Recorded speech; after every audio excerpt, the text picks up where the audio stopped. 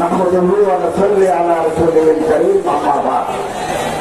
জাতীয় সিরাত কমিটি কর্তৃক আয়োজিত সিরাত নবী সাল্লাল্লাহু আলাইহি ওয়াসাল্লাম সম্মেলনে মহতরম সভাপতি হযরত আল্লামা মুফতি মুহাম্মদ ইমাম রিজভী সাহেব, আসসালামু আলাইকুম। হযরত উলামায়ে কেরাম, দিনদার মুসলমান ভাইরা, আল্লাহ তাআলা শুকরিয়া আদায় করি আজকের এই বিশাল সিরাত মাহফিলে হাজির হতে পারলাম। আল্লাহ তাআলা তৌফিক দিলেন, আলহামদুলিল্লাহ। আমি বেশি তো কথা বলবো না, এখানে দিগ্গ উলামায়ে কেরাম ওয়াইদিন আযম তারা আছেন, তারা আপনাদেরকে বিস্তারিত বলবেন। সিরাত সম্মেলন বিশ্বনবী রাহমাতুল আলামিন সাইয়্যিদুল মুরসালিন হযরত মুহাম্মদ সাল্লাল্লাহু আলাইহি ওয়া সাল্লামের জীবন আদর্শ উসওয়াতুন হাসানা, এটা যদি আমরা অনুসরণ করি, আজ বেলাদাত বছর জন্ম থেকে মৃত্যু পর্যন্ত আমরা যদি মেনে চলি, একটা করি, আমাদের জীবন সাফল্যে 100% সফলতা আমরা অর্জন করতে পারব। হযরতের জীবন আমাদের ব্যক্তি জীবনে, পারিবারিক জীবনে, সামাজিক জীবনে, রাষ্ট্রীয় জীবনে, আন্তর্জাতিক জীবনে সিরাতুর রাসূলকে, রাসূলের আদর্শকে আমাদের মেনে চলতে হবে। একটা জাতি সফল হতে পারে সিরাতুন নবীর উপর আমল করার বরকতে। এবং আল্লাহ তাআলা আমাদেরকে দুনিয়ায় পাঠিয়েছেন ইবাদত করার জন্য। ইবাদতবিহীন জীবন কোনো দাম নাই। এবং আল্লাহ পাঠিয়েছেন এখানে আমাদেরকে রিজিক তালাশ করতে বলেছেন। রিজিক তালাশ করো, খাবার, জীবন বাঁচানোর জন্য খাবার তালাশ করো। এই খাবার তালাশ করতে গিয়ে আমাদেরকে হালাল পথে যেতে হবে। দুর্নীতি, স্বজনপ্রীতি, দেশ থেকে টাকা বিদেশে পাচার করে খেলে হালাল রিজিক হয় না। হালাল হারাম যদি পেটে যায়, লা ইয়াদখুলুল জান্নাতা রাজুলুন হুদিয়া বিল হারাম।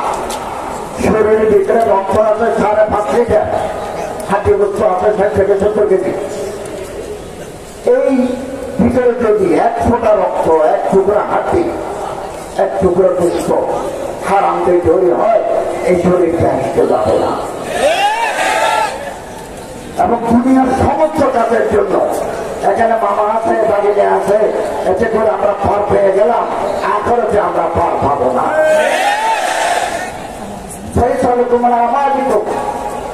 আল্লাহর দরবারে প্রতিটি কাজের জন্য হিসাব দিতে হবে, এ কথা যেন আমরা ভুলে না যাই।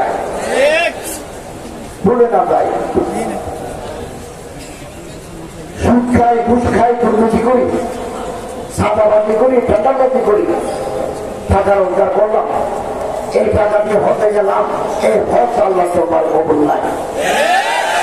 লোকে দেখবে হাতি খায়, আল্লাহ দরবারে হাতি নাই।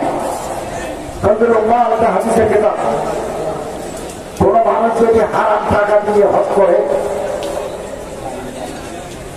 মক্কা শরীফে যাইতে বলে লব্বাইক আল্লাহুম্মা লব্বাইক লা শারীকা লাকা লব্বাইক ইন্নাল হামদা ওয়া নি'মাতা লাকা ওয়াল মুলক লা শারীকা লাক। হাজিরা দেয় ফালা মালাকুল ফিস সামা, আসমানে যত ফেরেশতা আছে একসাথে ডাক মারে, লা লব্বাইক লা সাদাইক। তোমার হাজিরা কবুল নাই, তোমার জন্য কোন সুসংবাদ নাই, হজ্জুকা মারদুদুন আলাইক, আল্লাহ তোমার হজ তোমার ফেরত দিচ্ছেন। যে সমস্ত দুর্নীতিবাজ, লুটেরা, পাচারকারী জীবনের এক সময় এরা করে হজ করতে যায়, আল্লাহর দরবারে তাদের হজ ফেরত আসবে, কবুল হবে না। এই জন্য আমাদের সংসার চালাতে হবে, যে যেখানে আছি হালাল রিজিক, বৈধ পন্থায় অর্থ। তাহলে ওলামা মাশায়েখ সারা জীবন একথা মানুষকে বলে আসছে। সিরাতের আদর্শ ওলামায়ে কেরাম সারা জীবন প্রচার করে আসছে। আলেমদের সাথে সামাজিক সম্পৃক্ততা সবচেয়ে বেশি। ওনার হাদিসের দরজে আছেন, কোরআনের দরজে আছেন, ইমামের মসজিদে আছেন, খানাগাতে ওনারা বসে ইমামদের কাজ করছেন। যখনই কোনো দুর্যোগ, কোনো দুর্বিপাক আসে, ওনারা জনগণের সেবার জন্য ঝাঁপিয়ে পড়ে। কোভিড-19 করোনাকালে এই মসজিদের ইমাম সাহেবরা, মুহাদ্দিসিনরা, ছাত্ররা এই রাষ্ট্রভবনের ক্ষেত্রে ওনারা সবচেয়ে বড় ভূমিকা রেখেছেন। বাবাররা ছেলেরা স্পর্শ করে না, সেখানে ওলামাইকেরাম, মাদ্রাসার ছাত্ররা এদের তদবির তকফির করে গোসল দিয়ে যারা নামাজ পড়িয়ে তাদেরকে দাফনের ব্যবস্থা করেছেন। একটুটা নয়, শত শত হাজার। আগামী দিনেও কোনো দুর্যোগ দুর্বিপাক, কোনো মাথায় যদি বাংলাদেশে আসে, এই সাম্প্রতিক বন্যায় আমি লক্ষ্মীপুর গেছি, মহাখালীতে গেছি, ফেনীতে গেছি, সব জায়গা থেকে মাদ্রাসার হুজুরা ছাত্ররা প্রাণ দিচ্ছে। অর্থাৎ জনগণের সাথে সম্পৃক্ততা ওলামায়ে কেরামের সবচেয়ে বেশি। ইমাম, আইমা, মাশায়েখ, ওলামা, দুআমা, নুকাবা, ওরাফা, এই সমস্ত মানুষ সমাজের প্রতিনিধি। আমি নিজেও 17 বছর যাবত এটা মসজিদে খুতবা দিয়েছি। আমাদের কথা মানুষ শুনতে চায়, মানতে চায়, টেলিফোন করে জেনে নেয়। অতএব সামাজিক শক্তি এই নেতাগুলো হচ্ছেন ওলামায়ে কেরাম। ওলামায়ে কেরামকে বাদ দিয়ে তাদের মতামতকে অগ্রাহ্য করে বাংলাদেশের কোন সিদ্ধান্ত কার্যকর হবে না। এবং আমি আপনাদেরকে আশ্বস্ত করতে চাই, আমরা প্রতিদিন রাষ্ট্র পরিচালনার দায়িত্বে আছি। এই বাংলার সীমানার ভিতরে আল্লাহ রাসূল সাল্লাল্লাহু আলাইহি ওয়াসাল্লামের অবমাননা করে, ইসলামকে অসম্মান করে এইরকম যদি কেউ কোনো মন্তব্য করে, কোনো পদক্ষেপ নেয়, আমরা তাদের প্রতিহত করার জন্য তৈরি আছি। আমাদের এই সরকার আলেমদের সাথে নিয়ে কাজ করতে আগ্রহী, তবে আমাদের সময় কম। আমরা ইন্টারিম গভর্নমেন্ট, অন্তর্বর্তীকালীন সরকার। আমাদের সাংবিধানিক দায়িত্ব হচ্ছে আরেকটা প্রধানমন্ত্রী না আসা পর্যন্ত আমরা আইন শৃঙ্খলা রক্ষা করবো, এটাকে ডেভেলপ করবো, রেস্টোর করবো। Restoration of law and order situation, এটা আমাদের অগ্রাধিকার। 2, সাস্টেইনেবল ইকোনমি। আমাদের এখন রিজার্ভে টাকা নাই। আমরা এমন এক সময়ে সরকারের দায়িত্ব নিয়েছি, আমাদের রিজার্ভ খালি, সব নিয়ে গেছে বাইরে। আমরা এসে এখানে কিছু পাই নাই। এখন কয়েকদিন পরে চাষাবাদ শুরু হবে, ওখানে $40-50 মিলিয়ন আমাদের দরকার সার আমদানি করার জন্য। এই টাকা জোগাড় করতে আমরা হিমশিম খেয়ে যাচ্ছি। তারপরে এই বিদ্যুৎ আছে বিদেশ থেকে। বিগত দিনে এখানে বিদ্যুৎ, স্থায়ী বিদ্যুৎ উৎপাদনের কোন ব্যবস্থা হয় নাই। কুইক রেন্টাল করে যেটা হয়েছে, এটা বাংলাদেশের জন্য বিরাট ক্ষতি। কুইক রেন্টাল থেকে আমরা সাপোর্ট পাচ্ছি না। এই জন্য আদানি গ্রুপকে আমাদের টাকা দিতে হয়, ওখানেও আমরা কিছু টাকা দিচ্ছি। সার আমদানির জন্য কিছু টাকা দিচ্ছে, আমাদের হিসাব নাই। তবে আসার কথা হচ্ছে, বিদেশে যারা আছেন তারা ব্যাংকিং চ্যানেলে টাকা পাঠাচ্ছেন। এটা আলহামদুলিল্লাহ গত মাসে 2.2 বিলিয়ন হয়েছে। আপনাদের আত্মীয় স্বজন যারা বাইরে আছেন, হুন্ডিতে টাকা না পাঠিয়ে ব্যাংকিং চ্যানেলে টাকা পাঠালে আমাদের অর্থনৈতিক সমৃদ্ধি আসবে। আমরা চেষ্টা করছি রপ্তানির মাধ্যমে কিছু টাকা আনার জন্য আমরা চেষ্টা করছি। এক কথায় আমরা একটা চ্যালেঞ্জের ভিতরে যাচ্ছি। এই চ্যালেঞ্জ সাথে সমাধানে আমাদের সাথে আপনারাও আছেন, এই বিশ্বাস আমার আছে। সম্মানিত হাজির, টাকা রোজগার করা ফরজ, طلب تكفير حلال فريضة بعد الفريضة الله تكفير فريضة إصلاح خطوات লিখেছেন নামাজ রোজা হজ যাকাত আউয়ালিন ফরজ নিচে আরো ফরজ আছে সেকেন্ড ক্যাটাগরি অফ ফরজ সেটা হচ্ছে পেটের ভাত জোগাড় করা বিবি বাচ্চাদের জন্য খাবার জোগাড় করা মা বাবার জন্য অন্ন জোগাড় করা এটা সেকেন্ড ক্যাটাগরি অফ ফরজ যে কোনো কাজ হালাল কাজ আমি রিক্সা চালাতে পারি আমি সিএনজি চালাতে পারি আমি একটা ব্যবসা করতে পারি পয়সা থাকলে বড় ব্যবসা করবো পয়সা কম থাকলে ভ্যান নিয়ে তরকারি বেচবো এগুলো ইবাদতের ভিতরে ইবাদতের ভিতরে এবং রাসূলুল্লাহ ইসলামের হাদিস আছে 10টা যদি অর্থ উপার্জনের ব্যবস্থা থাকে 9টা হচ্ছে ব্যবসা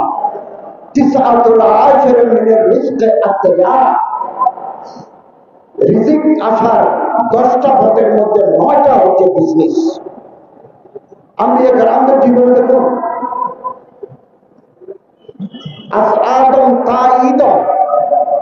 আদম আলাইহিস সালাম থেকে হযরত মুহাম্মদ সাল্লাল্লাহু আলাইহি ওয়াসাল্লাম পর্যন্ত আপনি তাদের জীবনে বড় দেখুন তারা কিভাবে ভাত খেতেন বিবি বাচ্চা কিভাবে চালাতেন দেখুন তারা কি করে আদম আলাইহিস সালাম কৃষক ইব্রাহিম আলাইহিস সালাম ব্যবসায়ী ইদ্রিস আলাইহিস সালাম ব্যবসায়ী দাউদ আলাইহিস সালাম ব্যবসায়ী একজনের এক ব্যবসা কেউ গাছের ব্যবসা কেউ ব্যাগ বানিয়ে বাজারে বিক্রি করতেন কেউ লোহা দিয়ে এটা লোহা দিলেন যে দা ছুরি বানিয়ে দিলেন তিনি লাভ পাবেন হযরত শুআয়ব আলাইহিস সালাম ছাগলের খামার মুসা আলাইহিস সালাম ছাগল চড়াতেন নবী করিম সাল্লাল্লাহু আলাইহি ওয়াসাল্লাম ছোটকালে ছাগল চড়িয়েছেন ব্যবসা করেছেন জীবিকা অর্জনের কোনো না কোনো পথ সাহাবায়ে কেরাম হযরত আব্দুর রহমান ইবনে আউফ মদিনার সবচেয়ে বড় ব্যবসায়ী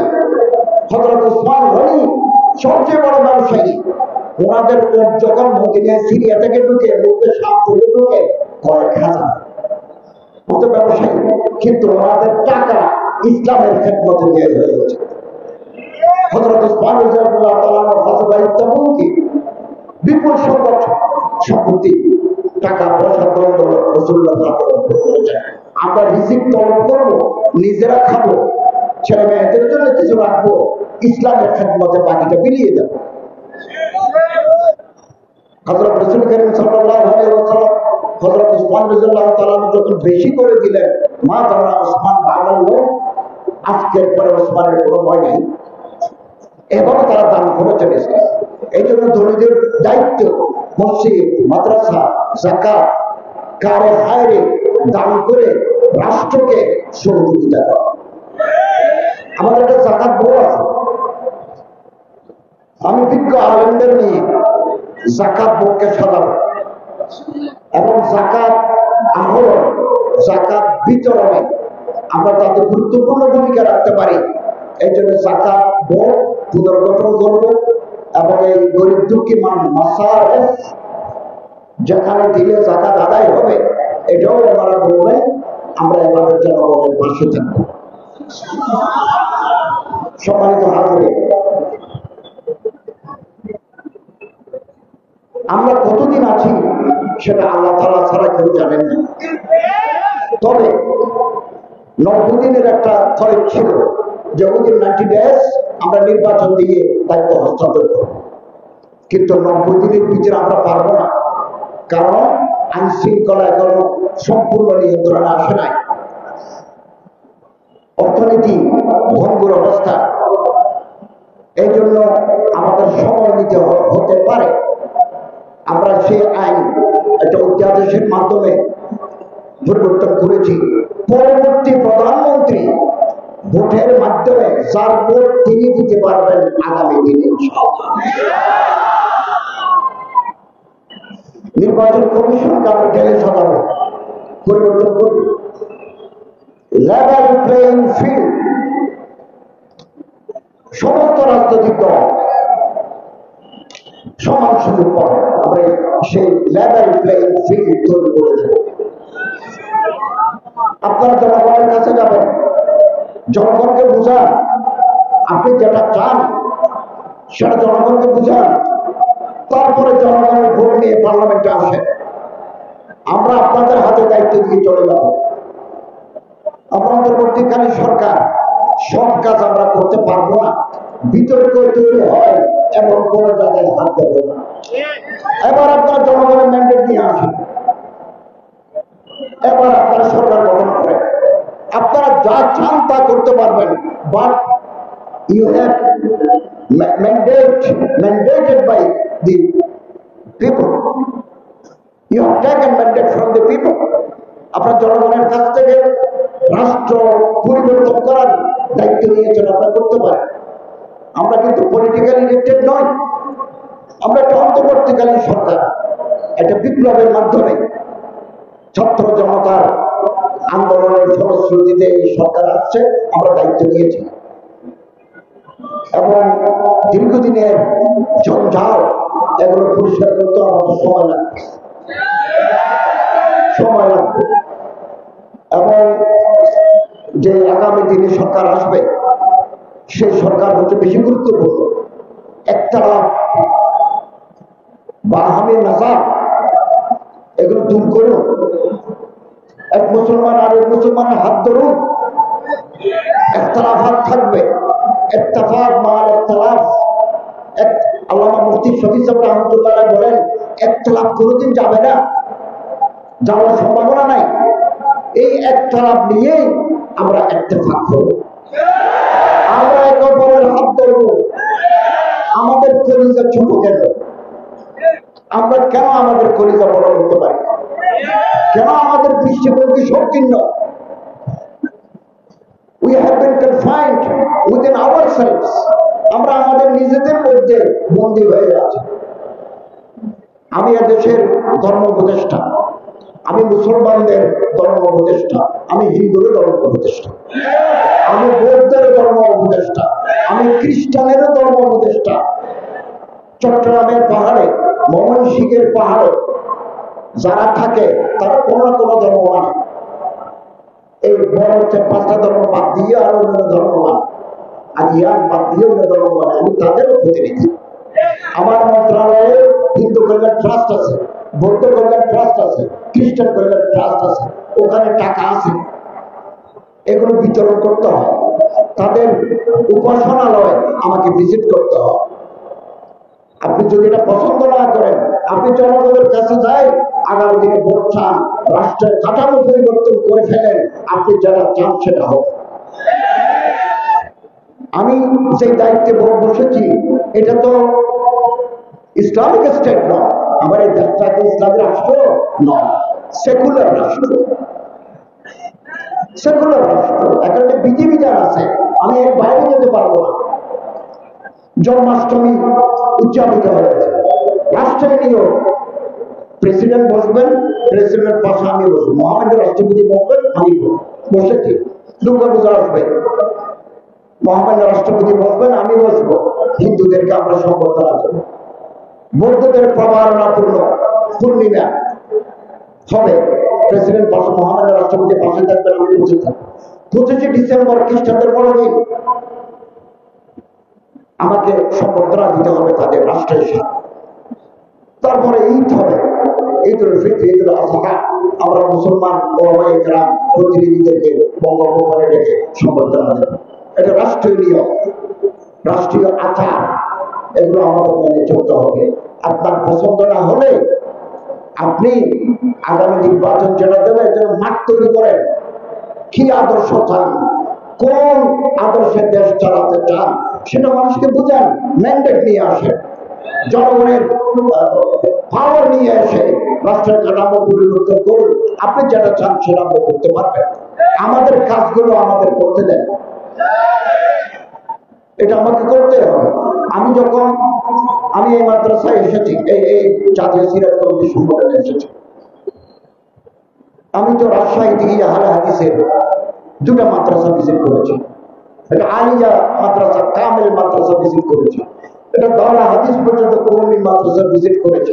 আমি শ্রী শ্রী গৌরাঙ্গদেবের ঠাকুরের মন্দিরে গেছি, মন্দিরে গেছি, তাদের মাঝে গরিব মানুষ যারা তাদের মাঝে বিতরণ করেছে। রাজশাহীতে মুসলমানদের এলাকায় আমরা বিতরণ করেছি। আমি তো তাদেরও প্রতিনিধি। দুর্গা পূজা উপলক্ষে সরকার হিন্দুদের ধর্ম উৎসব বিভিন্ন গরিব মন্দির আছে, এই মন্দিরের জন্য টাকা দেয়। আগে দিতে 2 কোটি টাকা, 3 কোটি টাকা। এবার আমাদের চিফ অ্যাডভাইজার সাহেব দিচ্ছেন 7 কোটি টাকা। হিন্দু তহবিলে দিচ্ছেন, আমাদের ফান্ডে দিচ্ছেন।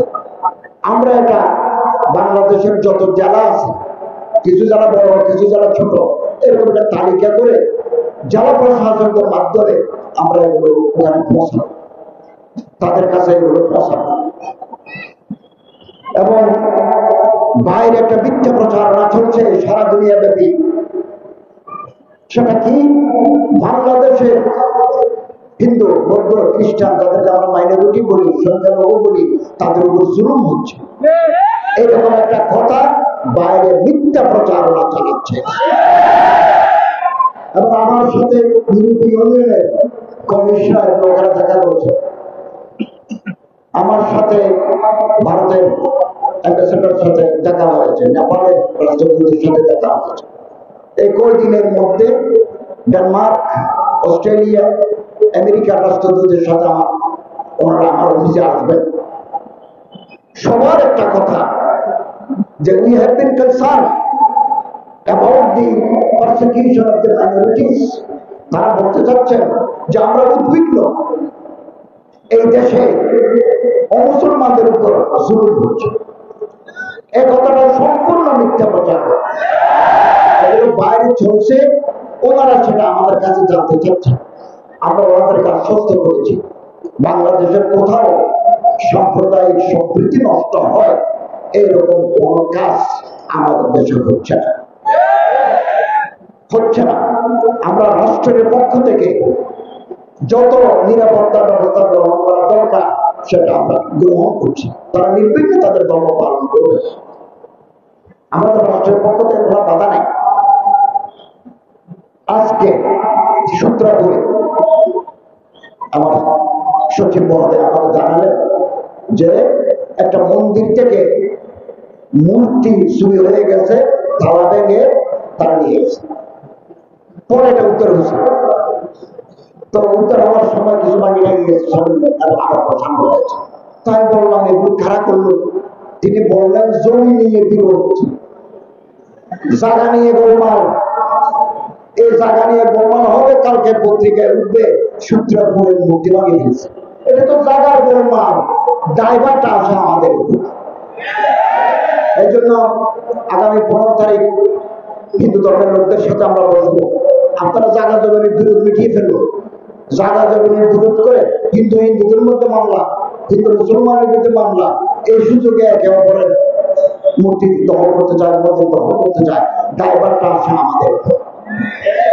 আমরা একথা তাদেরকে বলেছি, কেউ যদি কোন মসজিদ, কোন মন্দির, কোন উপাসনালয় ভাঙতে আসে, আপনারা যদি তাদের ধরতে পারেন, আমরা তাদের বিরুদ্ধে দেশের প্রচলিত আইনে বিচার করব।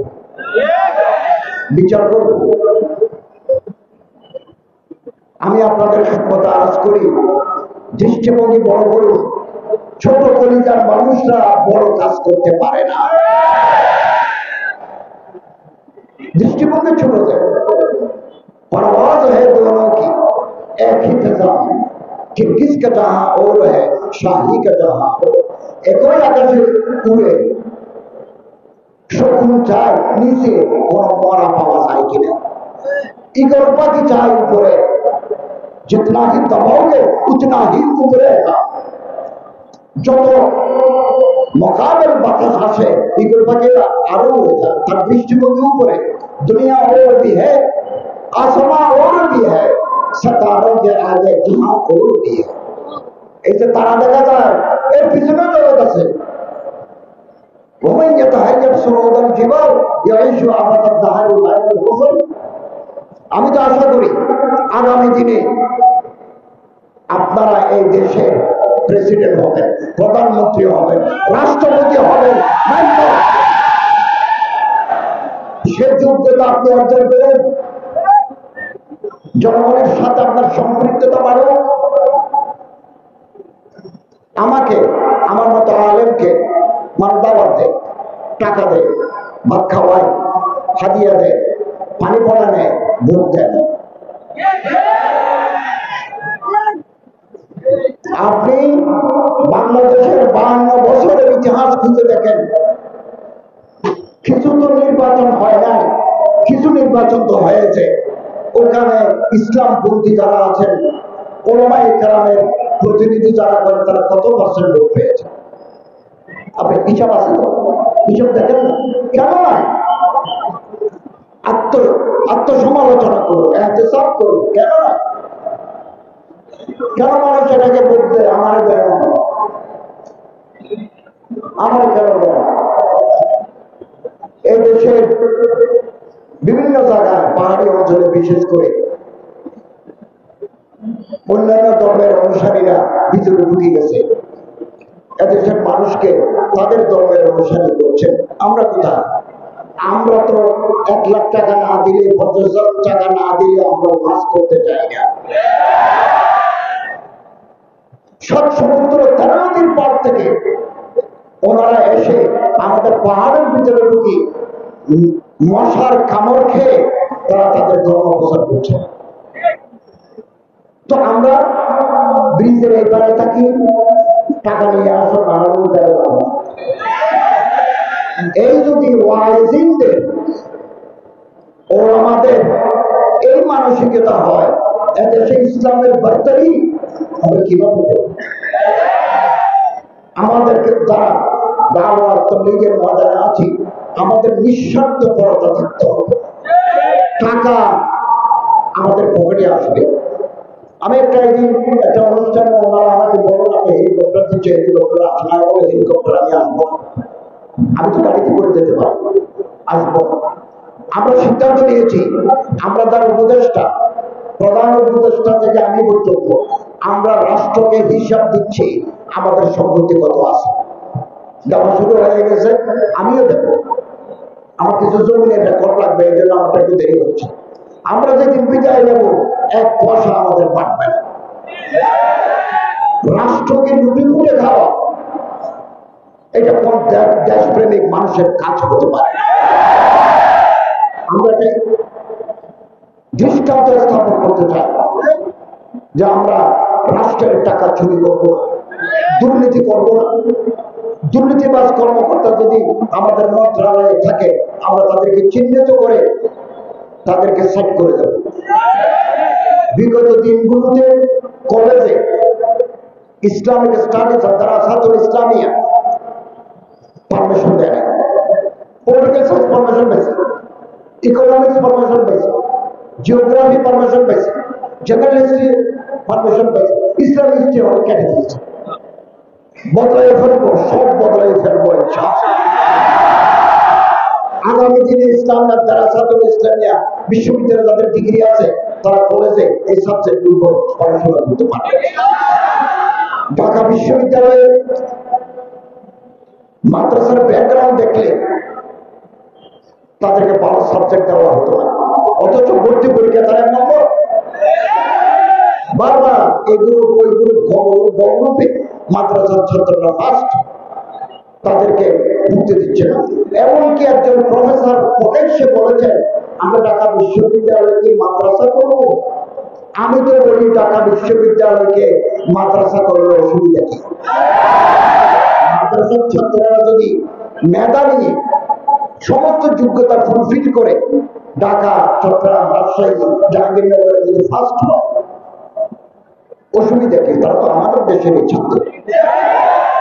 এরকম কিছু মানসিকতার লোক এখনো আছে, আগেও ছিল। আমরা এদের জায়গায় নতুন লোক দিতে চাই, যারা ইসলাম বান্ধব, যারা ইসলামের প্রতি মহব্বত রাখে, এরকম মানুষ দিতে। আমি মাননীয় শিক্ষামন্ত্রীর সাথে বেশ কয়েকবার বসেছি। আমাদের যে সিলেবাস ছিল, এই সিলেবাস যথেষ্ট আপত্তি ছিল। 2012 সালকে কেন্দ্র করে আপাতত আমাদের বই ছাপতে হবে, জানুয়ারির 1 তারিখ বই দিতে হবে। আমাদের হাতে সময় কম, 3 মাস সময় আছে। ক্লাস 1 থেকে 10 পর্যন্ত আমাদের বই দিতে হবে। তো 2012 সালকে কেন্দ্র করে আমরা সিলেবাস কিছুটা সাজিয়েছি। ওখানে মাদ্রাসার শিক্ষার ভিতরে যে ঢোল ছিল, ঢোল তবলা এগুলো থাকবে। 2025 সালে থেকে আমরা 26 সালে যে বই দেব, এই বইতে আমরা আরো বেশি আমাদের ইসলাম যার যার ধর্ম সে পালন করবে, যার হিন্দু শিক্ষা, বৌদ্ধ শিক্ষা, খ্রিস্টান শিক্ষা, ইসলাম শিক্ষা আলাদা বলেছে, যার যার লাগে সে বইগুলো করবে এবং এদেশের ঐতিহ্য, এদেশের মূল্যবোধ, এদেশের সংস্কৃতিকে প্রাধান্য দিতে হবে। কিছুটা আমরা আবার করছি, যা বাকি থাকবে আপনারা পরামর্শ দিবেন, আপনাদের পরামর্শ নিয়ে আমরা চলব। আগামী 2026 সালের যে পাঠ্যক্রম স্কুলে কলেজে দেওয়া হবে সেটা আমরা আরো আমূল পরিবর্তন করবো। এদেশের মানুষ স্কুল কলেজে পড়ে যাদের নামাজি হয়, রসুলের প্রতি যাতে তার মহাব্বত বাড়ে, আগামী দিনে এরকম সিলেবাস তৈরি করার পরিকল্পনা আমাদের আছে। তবে সেটা ধাপে ধাপে যেতে হবে, আমি একদিনই চাইলে আমরা পারবো। কালকেও শিক্ষামন্ত্রীর সাথে আমরা বৈঠক করেছি, উনি বলেন এখন আর নতুন কিছু ঢুকানো যাবে না, আমরা প্রেসে দিতে হবে। তো এটা অন্তর্বর্তীকালীন সরকারের মতো একটা সিলেবাস হবে, অন্তর্বর্তীকালীন সিলেবাস। কিছু কোনো ত্রুটি থাকবে, মিছিল করার দরকার নাই, ফেসবুকে লেখার দরকার নাই, আপনারা আমাদেরকে বলবেন, আমরা এটা গ্রহণ করব। আমাদের কাছে কেউ কোনো অভিযোগ করলে আমরা এগুলো রেকর্ড রাখি, বিবেচনা করি। ফেসবুকে লিখলে আপনি বাহাবা পাবেন, আমাকে আপনি অসম্মানিত করবেন, শেষে কি যে কোনো ফায়দা হবে না। আমাকে 20 জনে পছন্দ করে না, 80 জনে পছন্দ করে, তো হোক না। আমরা আল্লাহকে রাজি করার জন্য কাজ করছি। কেবল এটা আমার জীবনে একটা মারহালা। আমি এতদিন একটা মাদ্রাসায় হাদিসের খেদমত করেছি, মসজিদে খুতবা দিয়েছি, ইন্টারন্যাশনাল ইসলামিক ইউনিভার্সিটিতে আর দারাসাতুল ইসলামিয়ার পাঠদান করেছি, এর আগে কলেজে 24 বছর। এটাও আমাদের জীবনের মারহালা। আমি দেখি না, আমি রাত দিন পরিশ্রম করি, আমার শরীরের ওজন কমে গেছে, ঠিক মতো ঘুমাতে পারি না, সারাদিন অফিসে কাজ করি, বাসায় এসে আবার ভিজিটরদের সংখ্যা। আমি মনে করি এটা মারহালা, এটা দায়িত্ব আমি পালন করছি। আমি মাদ্রাসার ছাত্রদেরকে বলবো আপনারা তৈরি হন, উলুমুল ইলাহি গ্রহণ করবেন, করছেন, উলুমুল আসরিয়াও করেন, তকি উসমানীর মতো, জিদুল মাআরিফের মতো বিচারপতি হতে হবে। টোটাল সেটআপ যদি আমরা বদলাতে চাই, তাহলে আমরা আমাদের আদর্শের উপর আমাদের বড় হতে হবে। আলহামদুলিল্লাহ অনেক লোক তৈরি হয়ে গেছে, আগামী দিনেও তৈরি হবে। আল্লামা ইকবাল রহমতুল্লাহ বলেন, शीशा टूट जाती है पत्थर के चोट से, पाथर मेरे दिले शीशा ग्लास भांगी जाए, पाथर मारले ग्लास भांगी जाए। ऐसे शीशा तलाश कर जिससे पत्थर टूट जाए, एमन ग्लास तैरी करो যে গ্লাস মারলে পাথর ভাঙে যায়। সিনে কিছু ব্রিজ আছে চায়নায়, আমি সিন গেছি, চায়নায় কিছু ব্রিজ আছে, ব্রিজের উপর দিয়ে যা হাঁটি যাবে, এটা গ্লাসের উপর হাঁটি যাবে, এত শক্তমান গ্লাস। আপনি হাঁটতে নিচে গাছ দেখে ভয় পাবেন, কিন্তু আপনি দেখে পড়বেন না, কারণ এটা মজবুত शीशा है। मिल जाए तुझे दरिया तो समंदर तलाश कर, নদী যদি পাও সমুদ্র তালাশ করো। একটা কম যদি তৈরি করতে পারি, এটা যদি করতে পারি, হাম ফিকির, হাম দিল, হাম জবান, এরকম একটা জনগোষ্ঠী যদি তৈরি করতে পারি, তো রাহবার তালাশ কর। অতএব আমাদের দৃষ্টিভঙ্গি হবে ওয়াসাআত, নিগাহ বুলন্দ, দৃষ্টি বড়, দৃষ্টি বড়। আমি এতদিন কলেজে ছিলাম, পটিয়া মাদ্রাসার ওস্তাদ ছিলাম, দারুল মাআরিফের ওস্তাদ ছিলাম, এটা আলিয়া মাদ্রাসার প্রভাষক ছিলাম, আমার দৃষ্টিভঙ্গি ছিল ছোট মাদ্রাসার দায়েরা, মসজিদে এসেছি দায়েরা, ইউনিভার্সিটিতে পড়েছি দায়েরা, ছোট দায়েরা। এখন বাংলাদেশের সরকার যারা চালায় 20-25 জন তারা উপদেষ্টা, আমাদের সচিবরা আছেন, বিভিন্ন স্তরের কর্মকর্তারা আছেন, আমাদের পরিধি পুরো বাংলাদেশ, টেকনাফ থেকে পঞ্চগড় আমাদের দায়েরা। দায়েরা এই দায়েরা উঁচি হয়ে গেছে। তো দৃষ্টিভঙ্গি আপনার বড় করতেন নেতা বুঝেন, সুখান দিল নবাস কথা বলতে হবে যাতে দিলে আসল করে, দিল খুশি হয় এরকম সবার লাগবে, সুখান দিল নবাস। এবং যার ফুসুস দিলের ভিতরে উম্মতের জন্য দরদ থাকবে। বাংলাদেশে এটা বিপদ আসলে আমরা কোনো কথা বললাম না, আমি কোনো স্টেটমেন্ট দিলাম না, আমি কোনো প্রতিবাদ করলাম না, তাহলে আমার দিলের ভিতরে সাজও নেই, সুজও নেই, এটা হতে পারে না। ইমাম আহমদ বিন হাম্বল এত বড় ফকিহ, কত বড় ফকিহ, কত বড় মুত্তাকি, পাশাপাশি তৎকালীন অন্যায় জুলুমের বিরুদ্ধে তিনি জেল কেটেছেন। এই সমস্ত ওলামায়ে কেরাম, শেখুল হিন্দ আল্লামা মাহমুদুল হাসান রাহিমাহুল্লাহ, শেখুল ইসলাম আল্লামা হোসেন আহমদ মাদানী, তারা কি ব্রিটিশের সাথে আপোষ করে নীরবে থাকতে পারতেন না? পারতেন, কিন্তু তারা মনে করছেন এই মুহূর্তে ময়দানে ঝাঁপিয়ে পড়ে ভারতবাসীকে ব্রিটেনের জুলুম থেকে আমাদের রক্ষা করা হয়েছে। ওলামায়ে কেরামের ইতিহাস সংগ্রামের ইতিহাস সবসময় আপনি দেখবেন বাংলাদেশের 15 বছর ইতিহাসে কোন ফিতনা যখন ময়দানে আসে, অন্যান্য মাকতাবে ফিকিরের আলেমরাও এই ফিতনার মোকাবেলা করতে আসেন।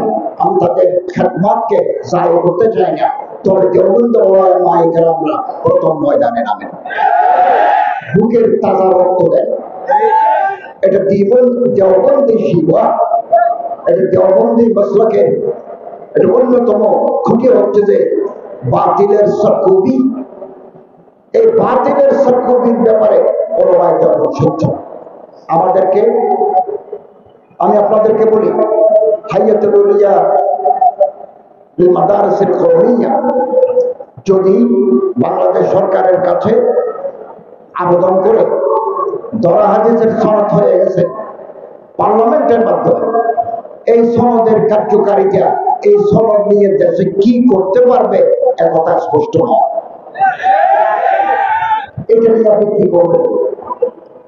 আরো কিছু কাজ বাকি ছিল, এগুলো যদি আগে করা হতো সবচেয়ে ভালো হতো। যিনি স্বীকৃতি দিয়েছেন তার মাধ্যমে এটা করলে বেশি ভালো হতো। এখনো ভালো হওয়ার পর বন্ধ নাই।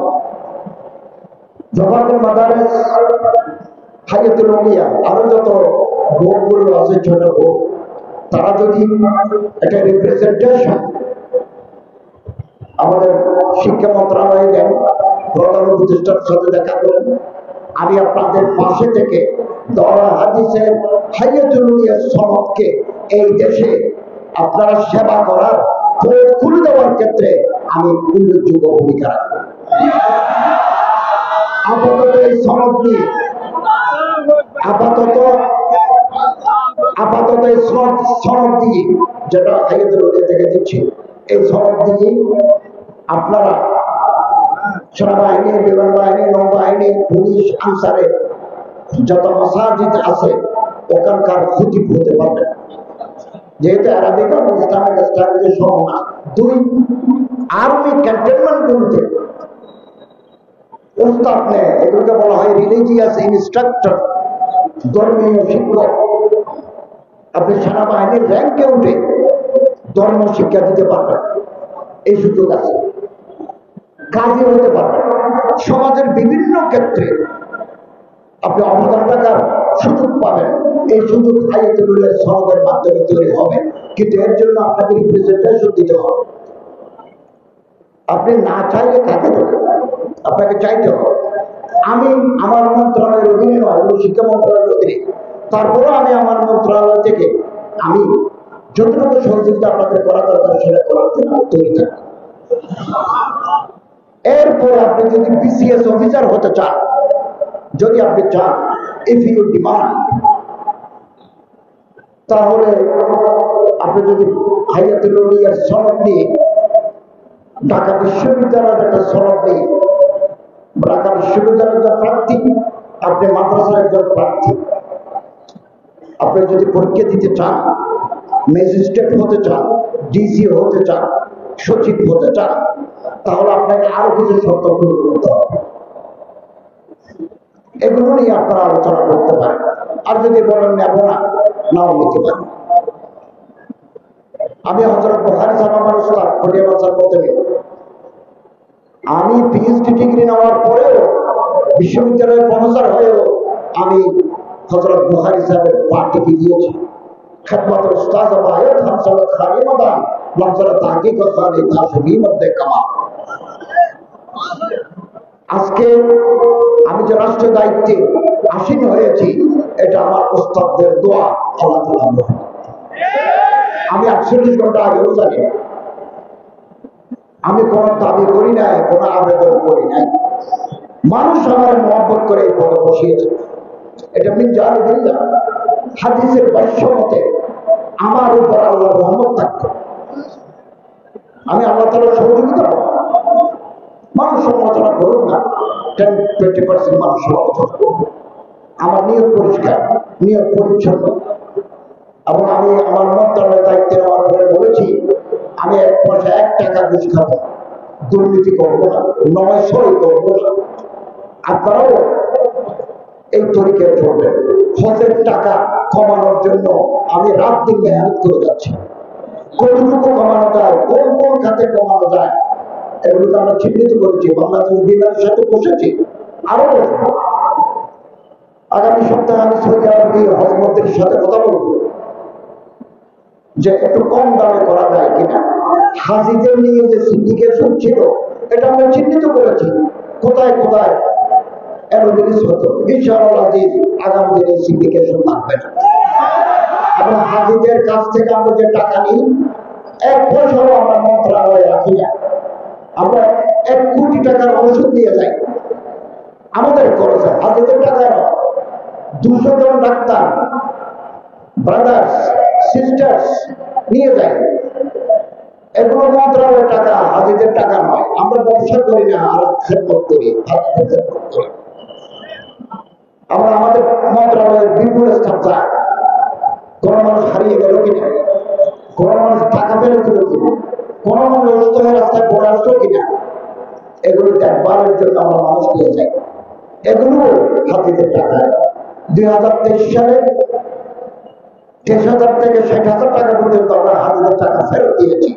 কারণ টাকা বেশি নিয়েছিলাম, গড় ভাড়া ততটুকু লাগে নাই, ফেরত দিয়েছি।